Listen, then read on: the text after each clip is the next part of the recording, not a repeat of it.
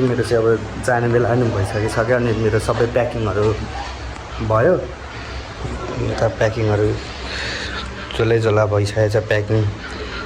अब म चाहिँ लागेँ हाम्रो भाले मेरो सामानहरू सब रेडी भइसकिसक्यो।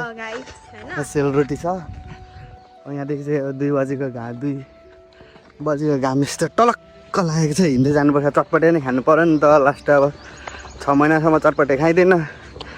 झापाको चटपटे सधैँ मिस भइरहेको छ अनि त्यही भएर एकैचोटि गएको बेला चटपटे मजाले खाइन्छ। अनि अब पसिना चाहिँ यति हिँड्दै पसिना यो खालको छ। अनि अझै झन्डै 1 किलोमिटर जति हिँड्नुपर्ने होला। कस्तो हुन्छ होला पसिना हालत। सनस्क्रिमले पनि थाम्दैन गाइड। यो बेसी सनस्क्रिम लगाउने। यो चाहिँ बिहान एकचोटि, दिउँसो एकचोटि, बेलुका एकचोटि लगाउँछ। दिउँसो चाहिँ लाउँदिनँ। हामी त एकचोटि मात्रै हो, निस्किनु पर्यो भने लगाइन्छ, होइन भने लगाइँदैन। बेलुका चाहिँ यो चाहिँ 3 चोटि जति लगाउँछ। यस्तो छ हाम्रो गाउँ। यो चाहिँ पुरानो अब लास्ट घर अब यही होला। यस्तो पुरानो मोडलको यो गाउँमा छन्। यता अझै यता पनि यस्तो अहिले सबै नयाँ हुन थालिसक्यो। यो घर चाहिँ धेरै पुरानो। यतिकैमा म पनि पसल आइपुगिसकेँ। मार्न लाग्यो नि भित्र यस्तो देखायो त जलेर मर्छन् नि हाम्रो चटपटे। यो चाहिँ के गर्नु।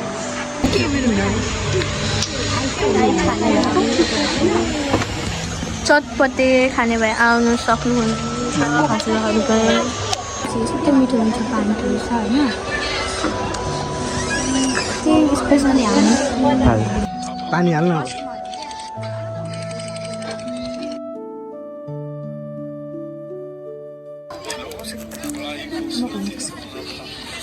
दिदीको मुख चाहिँ अलिक सानो छ।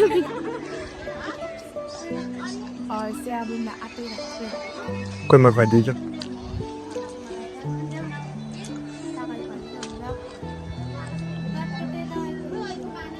अब हामी चाहिँ गाडी चढ्नुको लागि दमक जानुको लागि यहाँ चोकमा आइपुगेको छौँ। सामानहरू चाहिँ र काठमाडौँ लाने कोसेली कस्तो देखिहाल्छ।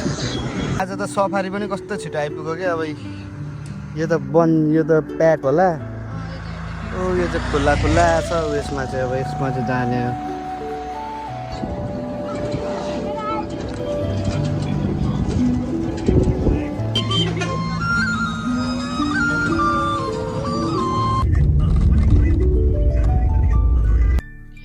एकैछिन पछि रात पर्छ र अनि म चाहिँ यसरी सिँगेले त्यो काठमाडौँ जानु भन्नु मात्रै सजिलो छ। बाटो यस्तो अप्ठ्यारो र यस्तो छ नि। भ्यू पनि राम्रो छ तर पनि अलिक केही न केहीमा चाहिँ यसो डर लाग्ने खालको बाटोहरू पनि हेर्नु सक्नुहुन्छ। यस्तो राम्रो छ त्यो वाउ खालको छ। म बोल्नुभन्दा नि तपाईँहरूको त्यो भ्यूहरू नै चाहे हेर्नुहोस् कस्तो छ। म चाहिँ सुतेँ।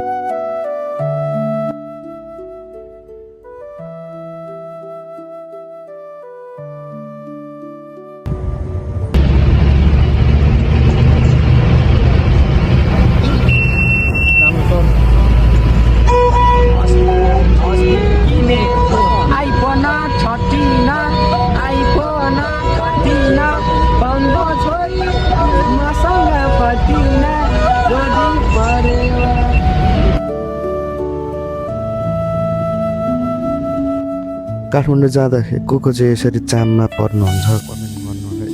यति जाम थियो नि। काठमाडौँ त 10-11 बजीसम्म पुगिँदैन होला।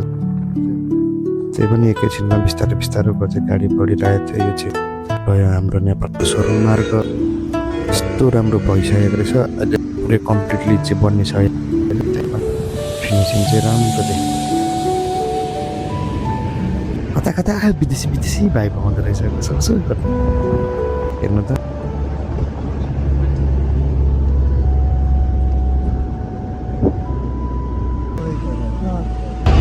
यस्तै जाममा पऱ्यो भन्दा 9 बजी होइन 10-11 बजी नै पुगिसकिँदैन होला काठमाडौँ।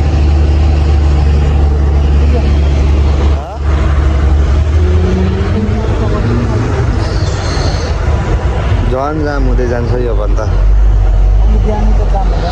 यतिकैमा यस्तो राम्रो भ्यूज हेर्दा हेर्दै म चाहिँ आइपुगेको छु नागढुङ्गातर्फ नागढुङ्गामा आइपुग्दाखेरि यसो यहाँनिर गफ गरेको पुलिस दाजुहरूले चेक गर्नु हुँदै थियो अनि एकछिन पछाडि नै हाम्रो गाडी चाहिँ गइहाल्यो अनि म आइपुगेँ काठमाडौँ मेरो चाहिँ सामानहरू पनि धेरै थियो र अनि एकैछिनमा ट्याक्सी बोलाएर लागिसक्यो अब यतिसम्म हेरिदिनु भयो थ्याङ्क यू सो मच अब भाइको मेरो हेरिदिनु